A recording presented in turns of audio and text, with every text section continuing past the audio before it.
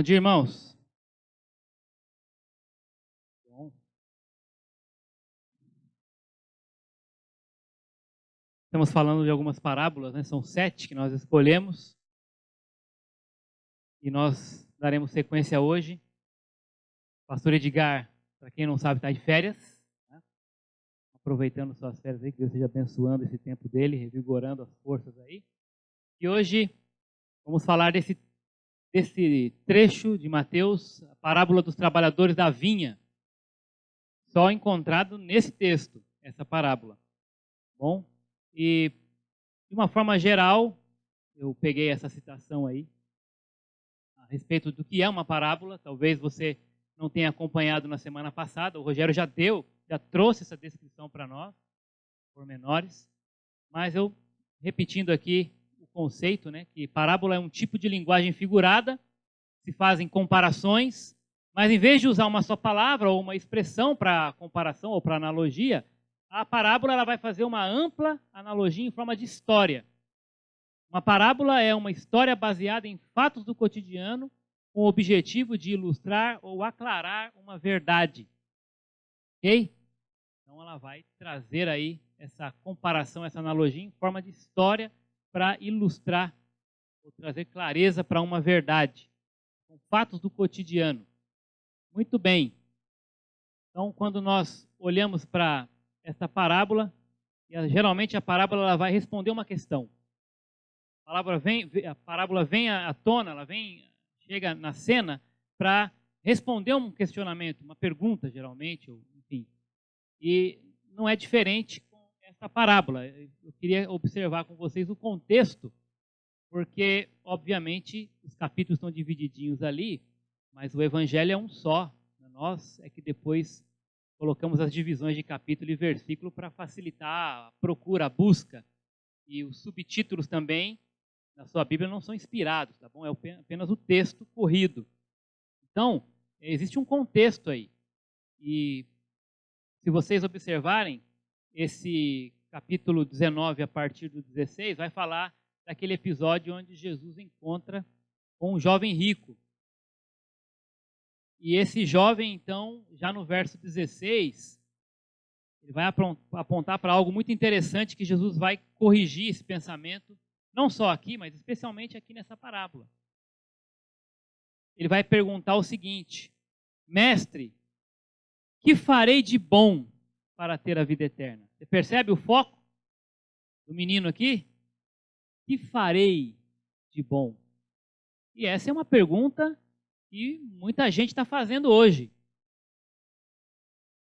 Muita gente está chegando diante de Deus e dizendo para ele assim: o que eu preciso fazer, Senhor, de bom para herdar a vida eterna? E vocês conhecem, eu não vou ler todo o texto aqui, mas Jesus responde para ele, dizendo: você conhece os mandamentos, tem que guardar os mandamentos, tem que obedecer. Aí ele falou assim: mas quais, Jesus? Aí Jesus vai falar daqueles mandamentos relacionados ao amor ao próximo, né?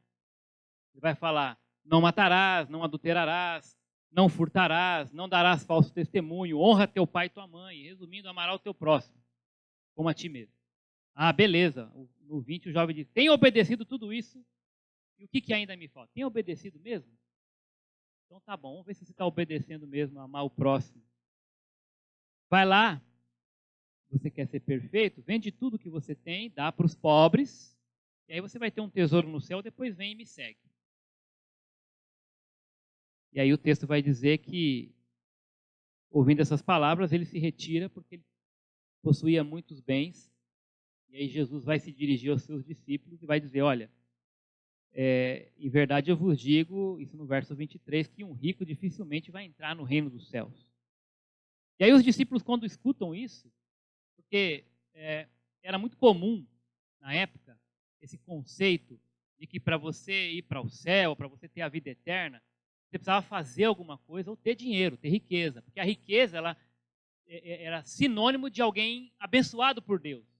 O cara era muito rico, se cria que esse camarada, por ser rico, é porque estava debaixo da bênção de Deus, consequentemente tinha a vida eterna. Ou porque fazia algum ato de bondade, enfim, ele merecia porque fazia alguma coisa.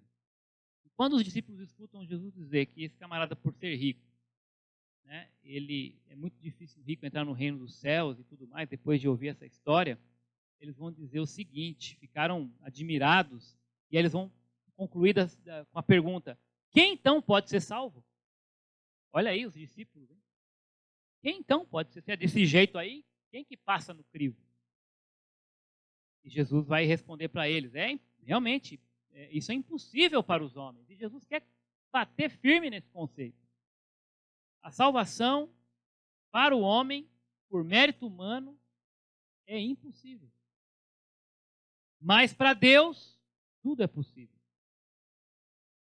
Aí o Pedro, tem que ser ele, né? Ele aparece para tentar agora, né? O grande teólogo Pedro vai dizer assim, o menino lá não foi capaz, né? De deixar tudo. Mas nós deixamos tudo e te seguimos. Verdade. Pedro deixou todo mundo. Então não deixou o irmão, porque o irmão foi chamado também para ir junto. Mas estava disposto a deixar tudo mesmo. E ele disse, nós deixamos tudo e te seguimos. Que recompensa nós teremos? Olha aí, boa pergunta. O menino lá não quis deixar, né? Mas eu deixei. Nós aqui deixamos tudo. Que recompensa nós teremos? E aí Jesus vai dizer para ele o seguinte.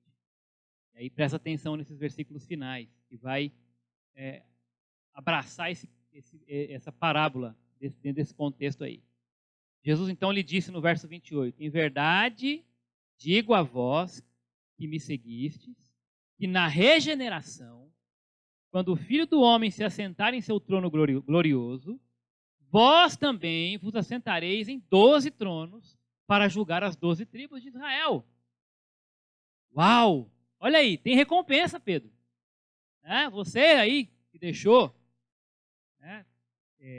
vocês vão, na regeneração, vocês vão se assentar em 12 tronos para julgar as 12 tribos. Mas aí Jesus continua no 29. Ele vai dizer, e todo o que tiver deixado casa, ou irmãos, ou irmãs, ou pai, ou mãe, ou filhos, ou campo, por minha causa, receberá 100 vezes mais e herdará a vida eterna. Olha aí, tá vendo? Não é só você, Pedro. Não são só vocês os 12. Todo mundo que tiver deixado tudo, aí, né, por minha causa, também vai herdar a vida eterna. Mas, olha aí, mas, para terminar, né, para fechar com chave de ouro, peraí, mas não é bem do jeito que você está imaginando aí não, Pedro. Mas, muitos dos primeiros serão os últimos, e os últimos serão os primeiros. Aí ele começa a contar a parábola, porque o reino do céu, ele continua. Mas antes da gente entrar na parábola, interessante, né? Ele termina ali no 30, termina na nossa maneira de ver, né? Porque o capítulo 19 termina no 30. Né? Mas vamos imaginar aqui então.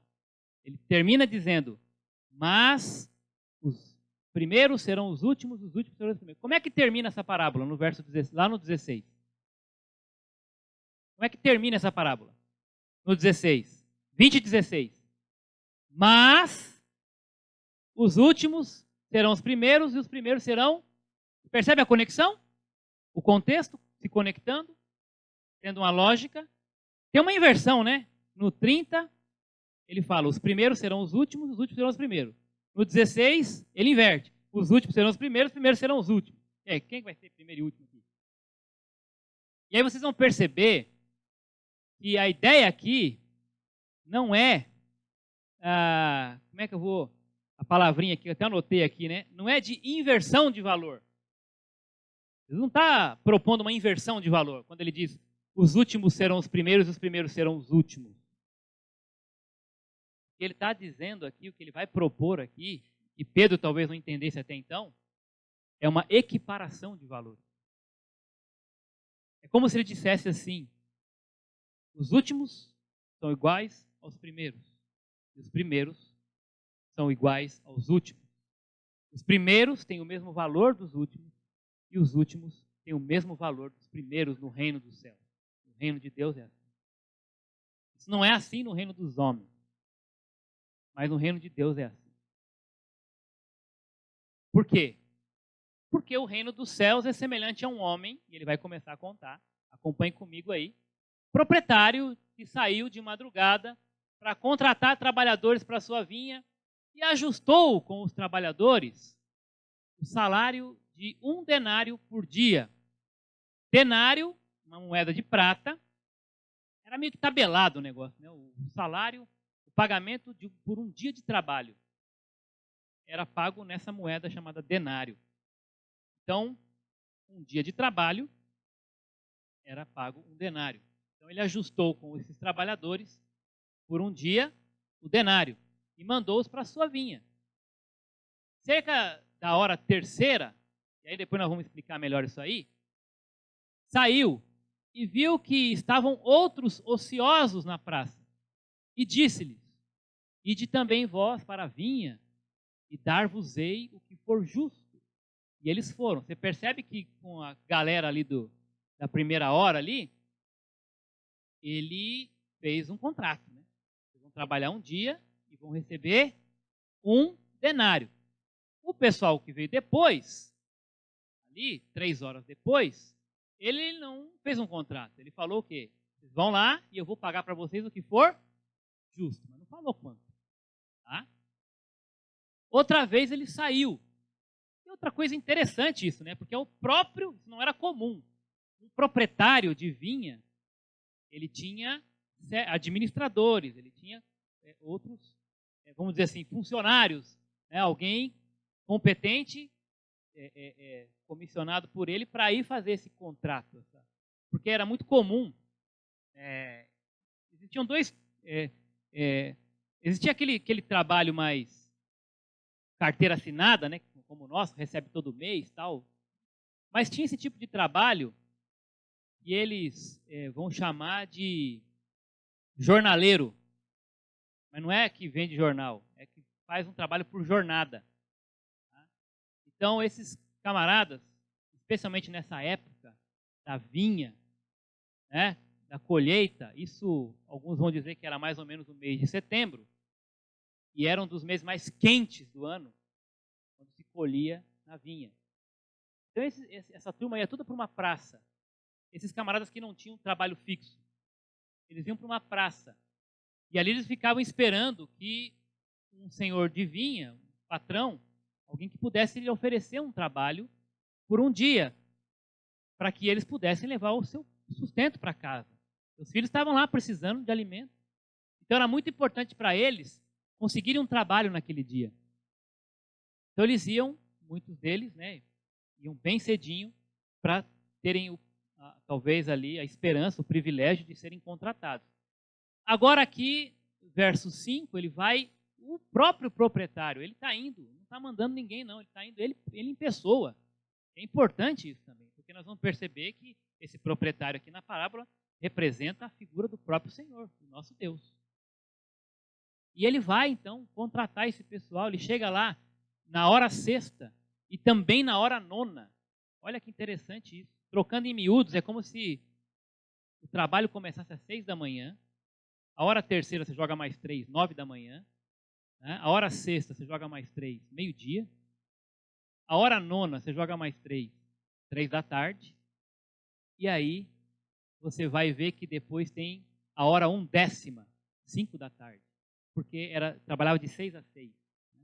Então, faltando 1 hora para terminar o que seria o expediente, ele sai lá, versículo 6, na hora 1/10, e achou outros que lá estavam. E aí ele pergunta para esses que estavam lá: por que estáis aqui ociosos o dia todo? Responderam-lhe eles, porque ninguém nos contratou. Disse-lhes ele. Aí o Senhor vai dizer o seguinte: ide também vós para a vinha. Interessante, né? Ao anoitecer, disse o senhor da vinha ao seu mordomo. Agora ele chama o seu administrador e vai dar uma ordem para ele. Chama os trabalhadores e paga-lhes o salário, começando pelos últimos até os primeiros. Os últimos serão os primeiros. Chama lá os últimos e paga eles primeiro. Tem um propósito aqui, né? Tem um propósito aqui. Chegando, pois, os que tinham ido cerca da hora 1/10, receberam quanto cada um? 1 denário. Eles receberam por 1 hora, mais ou menos, até menos, né? De trabalho, o referente a um dia inteiro. E aí, vindo então os primeiros, aquele versículo 10 ali, o pessoal que chegou lá de manhãzinha, eles pensaram o seguinte, como eu pensaria, talvez você pensaria. Eles pensaram que haveriam de receber mais. Mas, do mesmo modo, receberam 1 denário cada um. Pois bem, e ao recebê-lo, versículo 11, murmuravam contra o proprietário. Eles diziam o seguinte, estes últimos trabalharam somente 1 hora, e os igualastes a nós, que suportamos a fadiga do dia inteiro e o forte calor. Estavam de conversa, não, é verdade. Eles trabalharam o dia inteiro debaixo de um forte calor. Versículo 13, mas ele, respondendo, disse a um deles, amigo, eu não te faço injustiça. Não ajustasse comigo 1 denário? Você não combinou comigo 1 denário, essa ideia aqui? Toma o que é teu e vai-te. Eu quero dar a este último tanto quanto dei a ti. Não me é lícito fazer o que eu quero do que é meu? Em outras versões, né? Fazer o que eu quero com o meu dinheiro? Ou é mau o teu olho? Em outras versões, ou você está com inveja? Essa é a ideia do olho mau, né? Olho gordo, né? Ou é mau o teu olho porque eu sou bom? Assim, os últimos serão os primeiros e os primeiros serão os últimos. Pegou aí? Começa a conectar isso desde lá do jovem rico. O que eu tenho que fazer para merecer, para herdar a vida eterna? Aí vem em Pedro. Ah, mas nós deixamos tudo. O que a gente merece? E aí você chega nessa parábola. Eu quero olhar com vocês aqui um pouco do caráter do dono da vinha e depois entender um pouco do caráter daqueles trabalhadores da primeira hora ali. A parábola quer mostrar que o dono da vinha, que é Deus, primeiro, ele é galardoador. Ele tem prazer em dar, em doar. E nós percebemos isso nesses versos. O 2, a ideia de que ele combinou. Lá ele combinou, ele fez um contrato. Você vai trabalhar na minha vinha e eu vou te pagar 1 denário. Agora, parece que ali é um negócio meio que é de lei, né? Porque olha para esse texto de Deuteronômio. Olha lá, deixa marcado aí. Se você for lá na lei, estava prescrito, de certa forma. Havia um código de ética aí em relação a esse tipo de contrato de trabalho. No capítulo 24, versos 14 e 15, está escrito assim: não oprimirás, acharam aí Deuteronômio 24, 14? Não oprimirás o trabalhador pobre e necessitado, seja ele um dos teus irmãos, seja um dos estrangeiros na tua terra e dentro das tuas cidades. Tu lhe pagarás o salário no mesmo dia, antes que o sol se ponha, pois ele é pobre, está contando com isso, para que não clame ao Senhor contra ti e estejas em pecado. Entende essa ideia da lei? Quando você contratar alguém, então paga ela no mesmo dia, né? Porque ela tem necessidades ali. Então imagine esse camarada chegou ali cedo, como tantos outros estavam ali, mas ele foi escolhido. Ele chamou aquele camarada ali. Você quer trabalhar na minha vinha? Eu vou pagar para você o que é, né, tabelado aí, ó, 1 denário. Então, assim, o camarada tinha que entender que ele estava recebendo uma dádiva. Gente, quantos estão desempregados hoje? E se alguém te chamar hoje para trabalhar, não é? Não é uma bênção? Você não vai olhar para esse contratante como alguém galardoador, alguém que, por mais que você está trabalhando para ele, mas assim, você vai ver aquilo como uma bênção. Uma bênção receber um trabalho. É bênção, irmão. E tem que olhar dessa forma. Infelizmente, depois de um certo tempo, a gente acaba esquecendo do que foi combinado, né? Reclama do salário, mas no primeiro dia estava pulando da alegria, dando glória a Deus porque tinha um salário, porque tinha um trabalho. Alguém foi lá, olhou para você e falou, vou te dar essa oportunidade. Então, ele foi galardoador, sim, com os primeiros. Foi.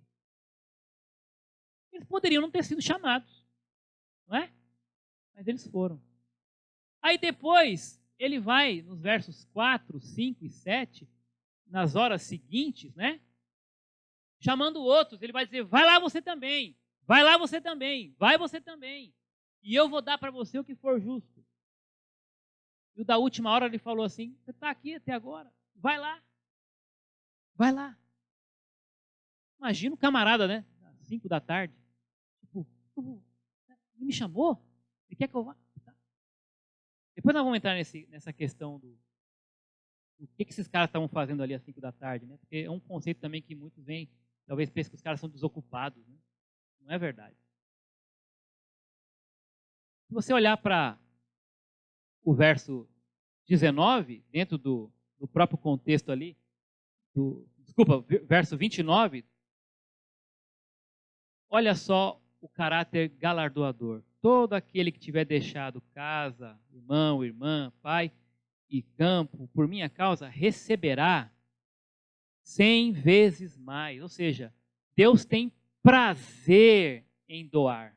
Deus tem prazer em dar. Isso é o caráter do dono da vinha. Ele ama poder dar. Ele está dizendo, aqueles que deixarem essas coisinhas aí, né, que comparado à vida eterna, comparado ao céu, não são nada. Vai receber 100 vezes, uma maneira de dizer, vocês vão receber muito mais. Vocês vão receber muito mais. Hebreus capítulo 11, outro texto que eu marquei ali.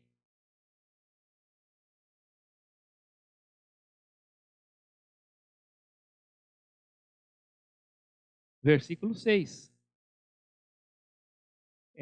Sem fé é impossível agradar a Deus, porque é necessário que quem se aproxima de Deus creia que Ele existe e é galardoador ou recompensa os que o buscam.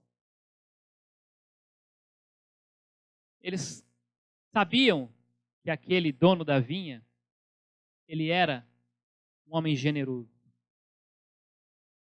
Eles criam na sua generosidade. E eles foram. E receberam.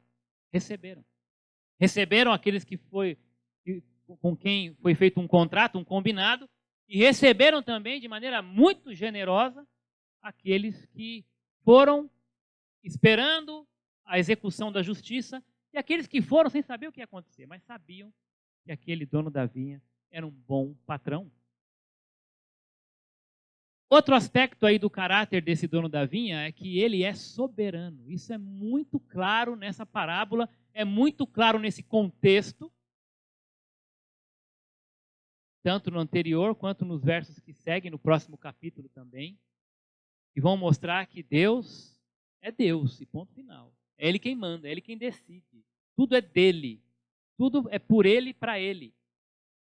E Ele então vai mostrar isso nos versos 14 e 15, quando no momento em que aqueles homens vêm reclamar, aqueles da primeira hora, ele vai dizer exatamente assim: toma o que é teu e vai embora. Quero dar a quem veio por último, tanto quanto dei a ti. Eu decidi dar para os que vieram por último, o mesmo que eu estou dando para vocês, que vieram primeiro. Ou seja, eu decidi. E vai ser assim. Isso é um ato de soberania. E ele vai dizer no 15, ué, né? Não me é permitido fazer o que eu quero com o que é meu? O dinheiro é meu. A vinha é minha. Então, eu faço dela e com ele o que eu quiser. E aí ele conclui, eu não estou fazendo injustiça com você. E é muito interessante esse ponto, irmão. Porque nós, né, temos um coração enganoso e a nossa tendência é ficar comparando. A nossa tendência é ficar murmurando porque nós vivemos nessa questão da teologia do mérito. E Deus despreza isso. Então, se eu trabalho muito na obra, se eu estou folando minha carne aqui e o outro, mal é mal, eu vejo na igreja ou na obra e de repente eu vejo Deus abençoando, isso não pode estar certo. Então eu vou reclamar, eu vou murmurar, eu vou, né, ainda que eu não vou sair, né, abrindo a boca aí para todo mundo, mas lá no meu íntimo eu estou gritando, Deus, que justiça é essa? Onde está a tua justiça? Porque eu trabalho demais, eu faço a obra do Senhor há muitos anos, não tem reconhecimento. Outros chegaram esses dias aí, já estão lá, tocando no louvor, servindo a ceia, liderando PG, e isso e aquilo. O pastor chama para orar. Enfim. Isso eu nem estou colocando a quantia que eu dou em dízimo nessa igreja. Porque se o senhor for comparar o que eu dou de dízimo e de oferta e que esses irmãozinhos aí estão dando, não é possível. Onde está a justiça? Irmãos, guardadas as devidas proporções. Quem aqui tem o direito de reclamar por causa de algum mérito? Quem aqui tem direito de reivindicar um mérito em favor de Deus por mérito pessoal? Porque você fez e acha que Deus tem que fazer muito mais. Tem esse tipo de barganha para todo lado. Ah, mas isso aí não é coisa de pentecostal ou de neopentecostal ou de seja lá quem for, não. Isso é coisa de crente que não conhece a Deus e ponto final. Tá? E pode ser que tenha alguns aqui. Estão achando que Deus é obrigado a fazer na medida, né, dentro da teologia da meritocracia. Toma lá, dá cá. Eu fiz aqui, tem que receber tal. Eu dei 10, Deus tem que dar 100. Eu orei, e o coração também acontece isso, né? Eu orei, fiz até um jejum. Então Deus tem que responder. Meritocracia da oração. Né? Porque eu botei o joelho no milho. Né? Gente, que vergonha. A gente está rindo aqui, mas tem muita gente que acha que quanto mais ele ora, né, Deus tem que dar uma resposta especial para aquele que... E se quebrar... Ah, não, eu fiz a campanha, hein? Aí sim, eu fiz a campanha, 7 dias, que seja lá de jejum e oração, e Deus, não é possível, ele tem que fazer acontecer. Ah, e se ele não fez acontecer, é porque você faltou na quarta-feira da campanha e quebrou a corrente. Então não teve mérito. Não teve mérito. Ele é soberano, irmão. Ele é soberano. Ele vai fazer essa pergunta para Jó, lá no capítulo 41.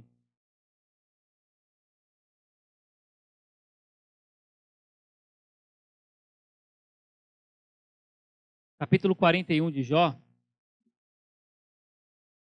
verso 11. Quem deu primeiro a mim para que eu lhe retribua?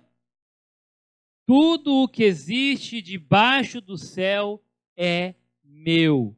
E o texto tão conhecido, onde o apóstolo Paulo vai falar também da soberania de Deus. Deus, esse dono da vinha soberano, o trecho a partir do verso 13, tem todo um contexto aí, mas eu quero ler como está escrito: amei a Jacó, rejeitei a Esaú, Que diremos? A injustiça da parte de Deus? De modo nenhum. De modo nenhum. Porque ele diz a Moisés: terei misericórdia de quem eu quiser ter misericórdia e compaixão de quem eu quiser ter compaixão. Assim não depende da vontade nem do esforço de alguém. Repetindo, não depende da vontade nem do esforço de alguém, mas de Deus mostrar misericórdia. Pula agora para o verso 20. Mas quem és tu, ó homem, para argumentares com Deus? Por acaso a coisa formada dirá o que formou? Por que me fizeste assim? De maneira nenhuma. Deus é o dono de tudo. Ele decide o que ele faz, quando ele faz, com quem ele faz. Claro que Deus nunca vai ser contrário ao seu caráter, justo, bondoso, misericordioso, gracioso, mas ele continua em tudo isso sendo soberano. A gente tem que entender isso e nós temos que voltar para o devido lugar. Deus tem que continuar sendo, e ele vai ser, quer você queira, quer não, o soberano. Você não tem que colocar Deus na parede. Você não tem que pegar pelo colarinho dele dizendo, eu fiz tal coisa e o Senhor agora é obrigado a me devolver isso e mais isso. Quem é você? Quem sou eu? Quem somos nós? Aqueles camaradas chegaram dizendo, por que ficamos aqui o dia inteiro debaixo do sol? Eu pego o que é teu. Pego o que é teu. Não foi isso que eu combinei? Vá. Eu faço com o meu dinheiro o que eu quiser. Eu quero dar a ele o que eu dei a você. Ponto final. Ponto final. Não questione Deus nesse sentido. Agradeça. Porque ele é gracioso. Ele é gracioso. A soberania dele se manifesta em graça. A bondade dele se manifesta em graça. Ali dos versos 8 a 10, nós vemos isso claramente, quando ele começa a pagar os trabalhadores. Ele chama os que vêm por último e vai dando um denário. Ele queria mostrar alguma coisa a gente, porque para evitar esse tipo de conflito, era só ele chamar quem trabalhou primeiro, não é? Eles não iam nem ficar sabendo. Chama o pessoal do primeira hora, paga o denário e manda os caras embora. Depois vem os outros, pagam um denário, não ia ter conflito. Mas ele fez de propósito, porque ele queria que os primeiros vissem aquilo. Ele queria ensinar uma lição. E aí, quando ele paga primeiro os últimos, os primeiros se revoltam. Nós vamos ver isso no final. Isso está no caráter, está no coração do ser humano. Mas ele é gracioso. Ele mostra isso nessa forma de pagamento. E aí, voltando para aquele pessoal, gente, eu gosto de olhar para aqueles da última hora. Ele chegou ali, viu os camaradas ali na praça. O que ele diz assim? O que vocês estão fazendo aqui até agora, o dia inteiro? Lembra disso? O que eles responderam? Ninguém. Gente, não eram vagabundos. Tá? E chegaram ali, né? Chegaram ali na praça às 5 da tarde. Não. Eles estavam ali. Só que ninguém contratou eles. Por que será? Talvez porque não tinham uma qualificação como os outros. Né? Talvez porque, sei lá, de alguma forma não eram qualificados aos olhos de quem foi sendo chamado primeiro. Não tinha um currículo, né? Como os outros gostariam. Mas sabe o que eles tinham? Eles tinham família. E sabe por que eles não foram embora? Eles não foram embora. Primeiro porque era muito comum que se ficasse ali até o final, porque poderia passar um dono de vinha ou um outro proprietário e contratá-los para o dia seguinte. Combinar com eles, ó, volta amanhã. Me procura amanhã e nós vamos juntos. Eles não foram contratados ainda, então volta amanhã. Mas eles estavam ali porque eles precisavam, naquele dia, do pão. Para os seus filhos. A sua família precisava comer. Então eles estavam ali. Talvez com a esperança de que pelo menos alguém ia contratá-los no dia seguinte. Mas aí chega esse dono, generoso, gracioso, soberano, e diz, vai hoje. Hoje ainda. Gente, isso não é maravilhoso? Já se sentiu assim? Eu me sinto assim. Quem sou eu Eu tenho a impressão de que Jesus me chamou na última hora. Eu não estou falando de tempo de convertido. Isso nos faz perseverar, por exemplo, na oração por um ente querido. Porque quem é que contrata? Quem é que contrata, irmãos? É Deus. Quando que Ele chama? Ele chama a hora que Ele quiser. Ele chama por quem você é. Ele te chama pelo teu currículo. Pelo que você tem. Pelo que você faz. Não, Ele te chama porque Ele te ama. Ele te chama por causa da graça. Por isso que Ele te chama. E pode ser na última hora. Ele é soberano. Não desista. Não desista. Persevere. O dia ainda não acabou. Está orando por aquela pessoa que ainda não se converteu? Eu tenho. E quando eu estava estudando esse texto, eu parei para orar e clamar por uma pessoa. Sabe como foi a minha oração? Senhor, chama. Contrata, Senhor. Está acabando o tempo, eu sei. Mas o Senhor é poderoso. O Senhor é gracioso. O Senhor pode chamar esse miserável aí. Está até agora sem trabalho. Mas ele é tão miserável quanto eu que fui chamado antes. O Senhor é bom. E porque o Senhor é bom, o Senhor pode chamar na última hora. Tem alguém assim que você conhece? Está acabando o tempo? Quem é dono do tempo? Quem é que sabe o tempo? É Deus. Não desista. Confia nele. Ele é o dono. Ele chama quem ele quer, no tempo dele, e graças a Deus, não chama por mérito. Não chama por mérito. Aqueles caras das 5 ali, provavelmente não tinha currículo, mas foi chamado. Mateus capítulo 19, verso 30, comparado com o verso 16, não mostra inversão, mostra equiparação. Para Deus, todo mundo é igual. Não tem melhor, não tem pior, não tem grande, não tem pequeno, não tem raça, não tem tribo, não tem nação, não tem bandeira, não tem valor, não tem cifra. Para Deus todos são iguais. Os últimos são iguais aos primeiros. Os primeiros são iguais aos últimos. Ele ama a todos. Ele ama a todos. Tito capítulo 3.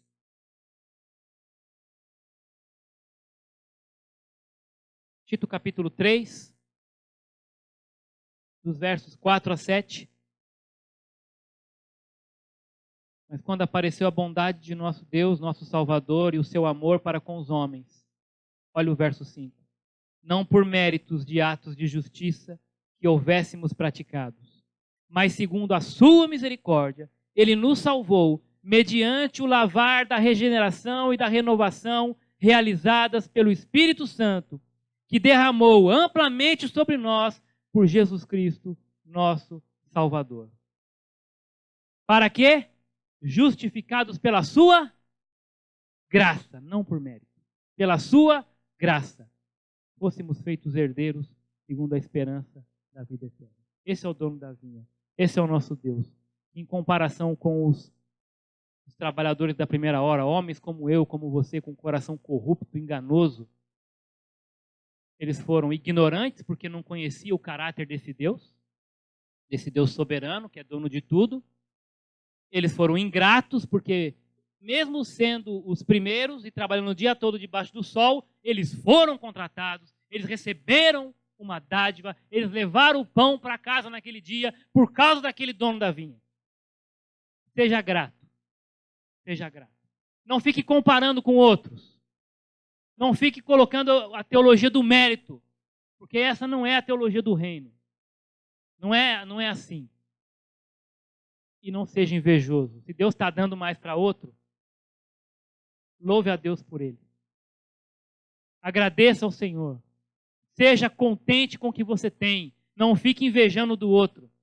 Porque isso não produz um coração que agrada a Deus. Essa não é uma pessoa que vai ser abençoada por Deus. Isso vai corroê-la. Nunca vai reconhecer a bondade de Deus, porque fica comparando, invejando o que os outros têm. Sempre vai ter alguém que vai ter mais. Não importa, irmão. O que importa é que o Senhor da vinha me chamou.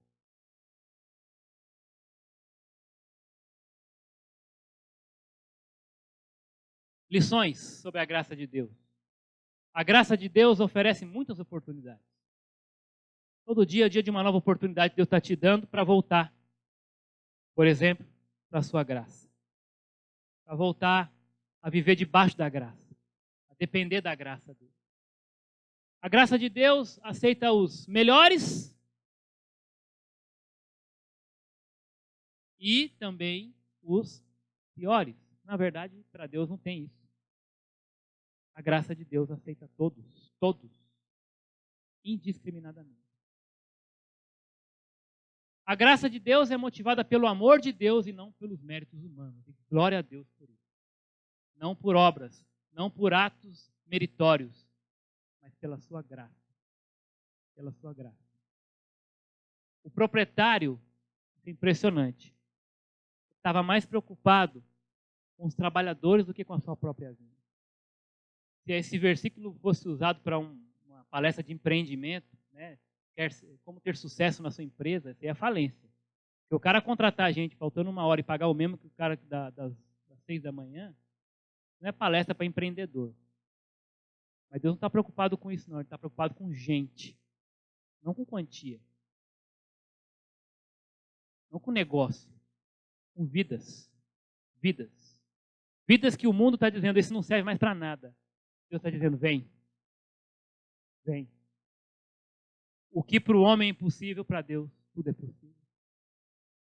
Deus não quer saber de mérito. O contexto que vem à frente, depois Jesus vai se deparar com uma mãe que vai dizer assim, coloca um na tua direita e um na tua esquerda. Ele falou, o reino dos céus não é assim. Aquele que quer ser o maior vai ser o que vai servir. É assim o reino. Não é desse jeito. Não é por mérito. Ninguém tem mérito. Ninguém tem mérito.